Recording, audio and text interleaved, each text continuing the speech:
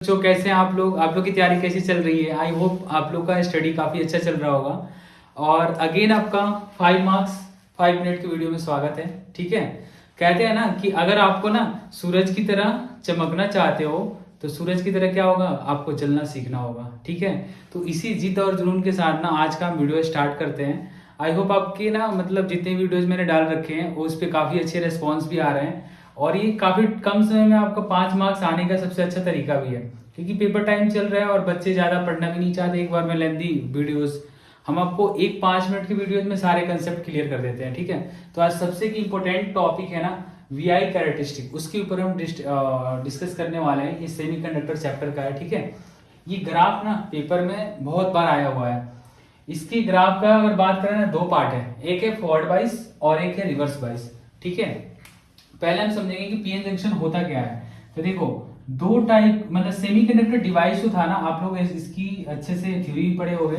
Semiconductor device की बात करें ना तो उसके दो चीजों से मिलकर बन सकता है, या तो जर्मेनियम हो सकता है या सिलिकॉन हो सकता है। ये एक्चुअली ना मेटलॉइड्स फैमिली के ग्रुप के हैं। और मेटलॉइड्स फैमिली से अगर बिलोंग करते हैं तो इनका होता क्या है, मेटल का नॉन मेटल का नेचर तो ये होता है, मेटल तो बिल्कुल इलेक्ट्रिसिटी हीट को अलाउ कर देता है, नॉन मेटल नहीं अलाउ करता है। बट सेमीकंडक्टर होता है ना, समटाइम्स अलाउ करता है समटाइम्स अलाउ नहीं करता है। तो इसको ना हम लोग डोपिंग करके ना, डोपिंग उसमें इंप्योरिटी मिला के उसे हम क्या कर सकते हैं, उसको कंडक्टर बना सकते हैं। उसी डोपिंग करने से ना दो टाइप्स का क्या बनता है, सेमीकंडक्टर डिवाइस बनता है। एक तो आपका पी टाइप और एक बनता है आपका एन टाइप। उसी पी और एन टाइप का ना बारे में हम लोग डिस्कस करने वाले हैं। उसी को मिलाकर हम लोग बोलते हैं पीएन, पीएन डायोड। ठीक है, ठीक है, पीएन जंक्शन डायोड। इसकी कैरेक्टरिस्टिक क्या है, फॉरवर्ड बाइस क्या है, रिवर्स बाइस क्या है, इसके बारे में हम लोग काफी अच्छे से डिस्कशन करेंगे और बिल्कुल सटीक थ्योरी बताएंगे आपको कि आप ना 5 नंबर का अगर क्वेश्चन आ रहा है ना बोर्ड में, तो आप 5 मार्क्स इतने आसानी से सॉल्व करके आ जाओगे, आपको दिमाग में बैठ भी जाएगा सारा कुछ। देखो ग्राफ का ध्यान रखना, फॉरवर्ड बाइस की बात करें ना तो फॉरवर्ड में आप मान लो पॉजिटिव डायरेक्शन में सब कुछ आप जा रहे हो। आप अपने ऊपर सोच के देखो कि आपके लाइफ में सारा कुछ पॉजिटिव हो रहा है, तो पॉजिटिव का मतलब है कि ग्राफ क्या होगा, इंक्रीज करेगा। और रिवर्स का मतलब क्या है, आपकी गाड़ी ना उल्टी डायरेक्शन में जा रही है, तो उल्टी डायरेक्शन में कितना देर चल सकता है, बहुत थोड़ा टाइम के लिए, उसके बाद क्या हो जाएगा, ब्रेक डाउन हो जाएगा, लाइफ खराब हो जाएगी। वैसे ही सेम इसमें भी काम होता है। देखो अगर फॉरवर्ड बाइस की बात करें ना तो पीएन जंक्शन का सिंबल आप देख लिए, ये हमेशा आप याद रखना कि इसको पी से दिखाते हैं बड़े वाले साइड को, इसको किससे दिखाते हैं, एन से। ठीक है, अब हम यहाँ पे समझते हैं कि इसमें पीएन अगर है तो पी फॉर अगर पॉजिटिव कनेक्टेड है ना, ये पॉजिटिव साइन है और ये पी है, पी फॉर पॉजिटिव कनेक्टेड है और एन फॉर नेगेटिव, तो इसे हम लोग बोलेंगे फॉरवर्ड बाइस।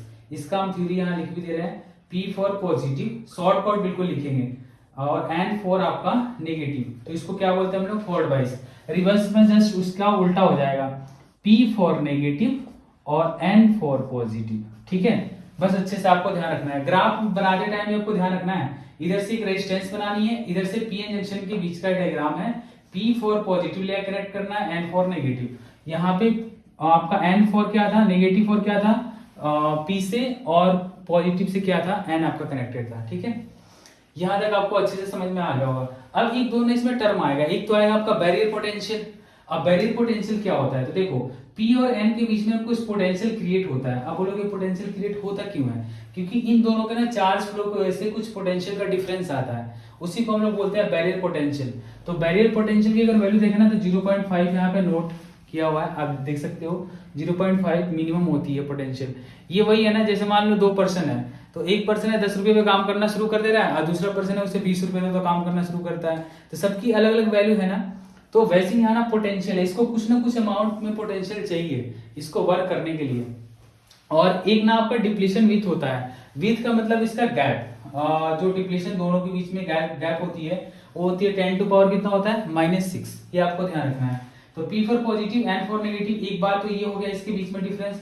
दूसरा अब देखो फॉरवर्ड बाइस का काम है, तो फॉरवर्ड बाइस का काम में होता क्या है ना कि ये पी वाले जो होते हैं ना, पी के पास क्या होता है, पी फॉर पी के पास होल होता है, क्योंकि इसमें टेट्रावैलेंट इंप्यूरिटी मिलाई जाती है, इसमें पेंटावैलेंट मिलाई जाती है। एक्चुअल में ना जर्मेनियम सिलिकॉन जो 14 ग्रुप का है, तो उसमें 13 ग्रुप वाले को मिक्स करो तो उसको हम लोग पी टाइप इंप्यूरिटी बोलते हैं, या पी टाइप उसको बोलते हैं। अगर आप 15 वाले को मिला रहे हैं 14 ग्रुप में, तो उससे एक एक्स्ट्रा इलेक्ट्रॉन फ्री होता है जिसको हम लोग एन टाइप बोलते हैं। तो यहाँ पे अगर आप ध्यान से देखोगे ना तो इसमें होता क्या है ना फॉरवर्ड बाइस में, कि पी से इलेक्ट्रॉन और पी से होल और एन से इलेक्ट्रॉन दोनों आपस में मतलब एक तरफ आते हैं, किधर की तरफ आते हैं, बैरियर की तरफ। ये इधर से उठ के आता है, इधर से उधर उठ के आता है, और यहाँ पे ना फ्यूज होते हैं। इसको हम लोग डिफ्यूजन करंट के नाम से भी जानते हैं। कितना करंट की अमाउंट ऑफ रिक्वायरमेंट हो कि डिफ्यूज हो जाए। तो फॉरवर्ड वाइस में होता क्या है कि लेयर जो होती है ना कम हो जाती है। क्या हो जाती है? कम। तो इसको हम लिख रहे हैं डिप्लीशन लेयर क्या हो जाती है? डिक्रीज हो जाती है। तो एक बात बताओ, जितना अच्छा होगा इसके बीच में गैपिंग, मतलब जितना कम होगा गैपिंग उतना तो अच्छा होगा ना करंट को मूव करने के लिए। इसकी गैपिंग आप कम कर दो तो आसानी से इधर से करंट इधर चला जाएगा। ये काम ना रिवर्स में उल्टा हो जाता है, इसकी गैपिंग ना बढ़ जाती है। अब बताओ बैरियर अगर बढ़ा दिया जाए तो अगर जैसे मान लो आपको कोई रास्ते ही जंप करने हैं, चाहे इलेक्ट्रॉन को रास्ते ही जंप करने हैं, तो जितना गैप अच्छा रहेगा उतना ही आसानी से गैप जंप कर लेंगे। अब उनके बीच की गैप बढ़ा दो तो क्या होगा? वर्क करेगा ही नहीं अच्छे से। तो रिवर्स में ही होता है। इसका सेकेंड पॉइंट अगर देखा जाए ना तो इसमें जो होता है डिप्लीशन रीजन, ये क्या हो जाता है? इंक्रीज हो जाता है। ये आपको ध्यान रखना है, डिप्लीशन रीजन इंक्रीज हो गया। ठीक है, तो इसमें डिप्लीशन रीजन जब इंक्रीज हो जाएगा तो करंट फ्लो हो पाएगा क्या? नहीं हो पाएगा। मतलब इसमें करंट ना के बराबर फ्लो होता है। अब पता है कितना होता है फ्लो? माइक्रो में होता है, माइक्रो एम्पियर याद रखना। यानी ये 10 टू पावर 6 के फॉर्म में होता है। 10 टू पावर -6 का मतलब क्या है? काफी छोटा हो गया। इसमें जो होता है ना करंट फ्लो होता है वो मिली के फॉर्म में होता है, क्योंकि इसका डिप्लीशन जो रीजन था या डिप्लीशन लेयर जो थी कम हो गई तो करंट बिल्कुल आसानी से फ्लो करेगा।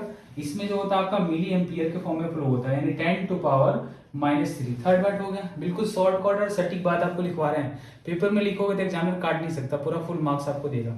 ठीक है, अब अगला पॉइंट है 4 पॉइंट। इसमें देखो, इसमें रेजिस्टेंस ना आपका लो होगा क्योंकि डिप्लीशन लेयर क्या है? कम है। तो इसमें जो होती है रेजिस्टेंस जो होती है वो क्या होती है? लो। रेजिस्टेंस इज लो।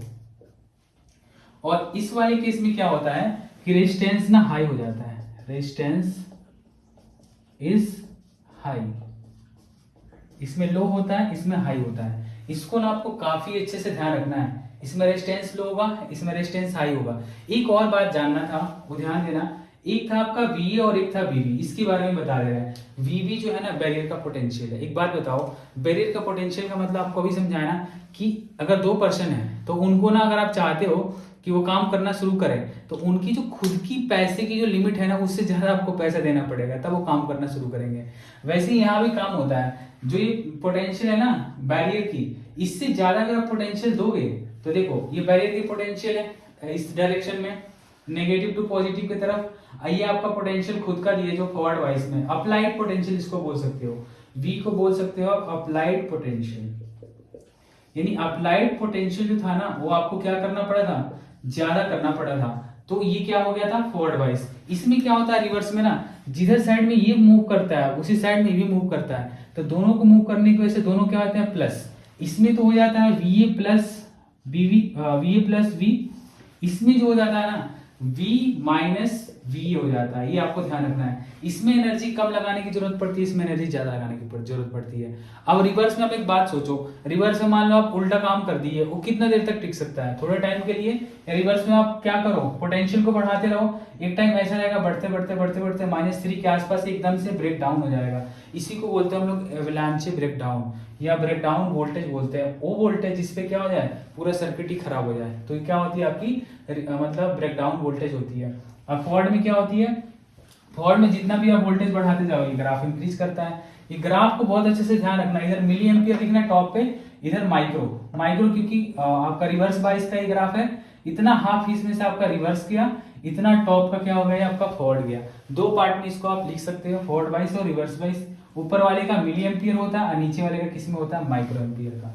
तो ये आपका पूरा वीडियोस कंप्लीट हो गया। अगर आपको लग रहा है ना काफी अच्छा, अगर आपके लिए मेहनत कर रहा है तो इस वीडियो को खूब ज्यादा फैलाइए काफी बच्चों तक, कि मुझे भी थोड़ा मोटिवेशन मिल पाए। Thank you.